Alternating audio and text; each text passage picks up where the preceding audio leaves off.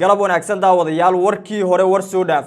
وزير عبد القادر محمد نور جامع oo iminka ku magacaaban wasiirka dekedaha xukuumadda Soomaaliya ahna wasiirkii biliqaystay agabkii iyo saadkii ciidanka commandoska danab ee dawladda Mareykanku sida weyn ay ugu raad joogtay maanta madaxweyne Xasan Sheekh Maxamuud waxa uu go'aansaday inuu u magacaabo taliyaha ciidanka militariga Soomaaliya haddaba arintani maxaa ka dhalan kara فافاين كسابسان ayaan kula wadaagayaa sababta taliya Odawa Yuusuf Raage xilka looga qaadayo iyo sidoo kale sababta ninkan loogu magacaabayo iyadoo la og yahay inuu yahay ninkani markii uu wasaaradda gaashaandhigga xukuumadda Soomaaliya uu joogay ninkii gibi ahaanba biliqaystay sidoo kalena la kacay saadkii ay lahaayeen ciidanka commandoska danab oo dawladda Mareykanku ay tababarto haddaba arintan maxaa ka dhalan kara Mareykanku ma tahay tii ay Soomaaliya xariga ugu jari lahaayeen maadaama ninkan markii wasaaradda gaashaandhigga xilkii uu ka hayay laga qaadayay ee dawladda Mareykanku amar ku siisay madaxweyne Xasan Sheekh in xilkaasi laga qaado ninkanina loo magacaabo haddii taliya ciidanka xoogga dalka laga dhigo maxaa dhalan kara arintaasi ayaan kula wadaagayaa sidoo kale waxaan halkan kuugu soo gudbinayaa oo aan isla eegaynaa sababta taliya Odawa Yuusuf Raage madaxweyne Xasan Sheekh Maxamuud oo u go'aansaday iminka inuu ka qaado xilka oo muddo uun hayo markii hore laga qaaday sidoo kalena lagu soo celiyay laakiin iminka kama dambeys madaxweynuhu oo go'aansaday inuu ninkaasi xilka ka qaado sababta ayaan isla eegaynaa sidoo kale waxaan halkan kuugu soo gudbinayaa madaxweyne Xasan Sheekh Maxamuud waxa uu ka dhoofay garoonka aadan cadde waxa uu ku wajahan yahay magaalada Djibouti ee caasimadda dalka Djibouti sababta uu halkaasi u tagayo ayaan ku soo gudbinayaa iyadoona safarkiisa madaxweynuhu uu sii wadan doono oo ilaa Itoobiya uu ku wajahan yahay adiga aragtidaada ka dhiibo sidee u aragtaa haddii wasiir Cabdulqaadir Maxamed Nuur Jaamac oo ahaa ninkii la kacay saadkii ciidanka laga dhigo taliyaha ciidanka dawladda Soomaaliya maxaa dhalan kara ciidankusa sidee moralkoodu noqon doona aragtidaadna la wadaag muuqaalkana si share garay haddii aad nagu cusub tahay inaan ugu soo beer si aad u hesho xogaha iyo macluumaadka degdega ah ee aan halkan ku soo gudbino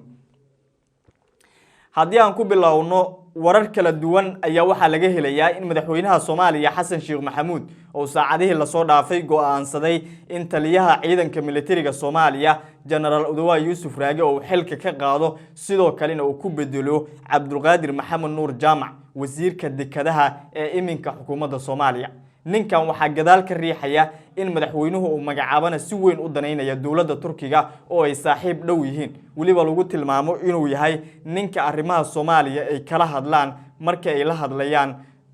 dawladda Turkiga Soomaaliya ay wax uga baahatana ay la xiriirto inuu yahay sidoo kale dadka qaarkood ninka waxay ku eedeeyaan inuu yahay nin jaajuus u ah dawladda Turkiga sidoo kalena arrimaha Soomaaliya sirta iyo waxyaabaha la xiriira dawladda Turkiga u gudbiya oo Soomaalida sida weyn ay ugu dhiban tahay haddaba ninkan iminka waxa uu ku magacaaban yahay wasaaradda dekedaha iyo gaadiidka badda ee xukuumadda Soomaaliya waxaana dhawaan laga wareejiyay xilka wasaaradda gaashaandhigga xukuumadda Soomaaliya kadib markii dawladda Mareykanku ay madaxweyne Xasan Sheekh Maxamuud ka dalbatay in ninkan laga wareejiyo halkan sidoo kalena wasaarad kale loo wareejiyo ama gibi ahaanba laga ceeriyo xukuumadda Soomaaliya laakiin madaxweynuhu waxa uu wareejiyay wasaaradda dekedaha iyo gaadiidka badda ee xukuumadda Soomaaliya sababta keentay in dawladda Mareykanku ay dalbato in ninkan xilka laga qaado waxa qayb ka ah in markii hore dawladda Mareykanku ciidamada ay tababarto ee loo yaqaano danab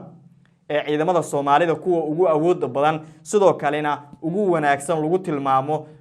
hubkii iyo sidoo kale saadkii ay lahaayeen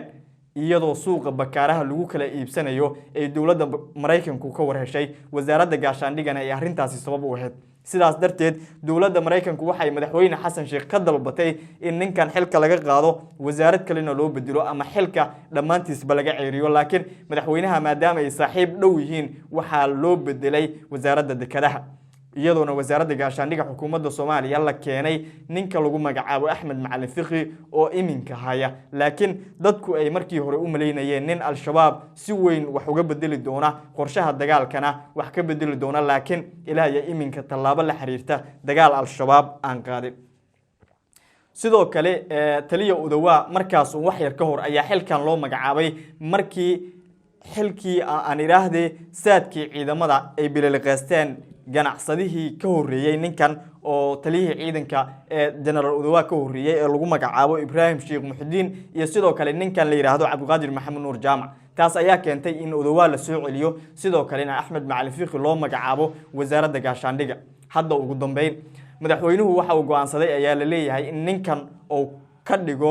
taliyaha ciidanka militariga Soomaaliya arrintan waxa gadaal ka riixaysa dawladda Turkiga oo waxyaabo waaweyn maadaama ciidanka ay saameyn xoogan ku leedahay ciidamo badan oo Soomaaliyeed ay tababareen oo ay ka mid yihiin ciidamada booliiska gaarka ah Haram Cad iyo Commandoska Gorgor iyo ciidamo kale oo badan ay Turkidu tababareen waxa ay rabaan inay galaangal ku dhex yeeshaan ciidamada Soomaalida laakiin ma fahmayaan taliya Odawa hadda haya xilka mana doonayaan inay la macaamilaan sidaas darteed waxa ay rabaan in wasiir Jaamac halkaasi la geeyo madaxweynuhuna oo iminka u magacaabo taliyaha ciidanka militariga Soomaaliya halka dawladda Mareykanku ay si weyn ugu cadaadinayso in madaxweyne Xasan Sheikh Maxamuud arrintaas uu ka joogo taliya Odawa ayay rabaan Mareykanku inuu xilkan sii hayo sidoo kalena maadaama uu yahay ninkani nin Mareykanku tababaray oo kamid ah ciidamada uu Mareykanku tababaray si weyn ay isu afahmayaan waxa ay rabaan inay galaangal ku dhex yeeshaan ciidamada Soomaalida Turkiga iyo Mareykanku labaduba wax dana uma hayaan Soomaalida laakiin waxay ka raadsanayaan danahooda ay ka dhex eeganayaan waxayna hadda u muuqdaan inay ku hardamayaan arrimaha gudaha ee Soomaaliya waliba ciidamadii Soomaaliyeed dhexdooda ay wax ka raadinayaan macaash iyo wax la xiriira qofka halkaasi madax looga dhigayana mid walba kamid ah labadaasi dal oo rabo in asiga lagala tashado Turkigu waxay rabaan in Jaamac halkaasi la geeyo halka Mareykanku uu rabo in la geeyo ninka la yiraahdo taliya Odawa oo halkaasi soo joogo lama oga labadaasi dawladood midka madaxweynuhu uu raaci doono laakiin Turkiga ayay u badan tahay oo ninkan waxa la warinayaa in warqadiisu ay qoran tahay Turkidu aan iraahday Mareykanku haddii madaxweynaha waa laga yaabaa inay xariga u jaraan sababtoo ah meelaha ugu muhiimsan ee madaxweynaha ay kala macaamilaan waa ciidamadaas iyo inay galaangal xoogan ku dhexleeyeen laakiin haddii laga saaro waa laga yaabaa inay iska baxaan ayaa la leeyahay adiga aragtidaadana la wadaag sidee u aragtaa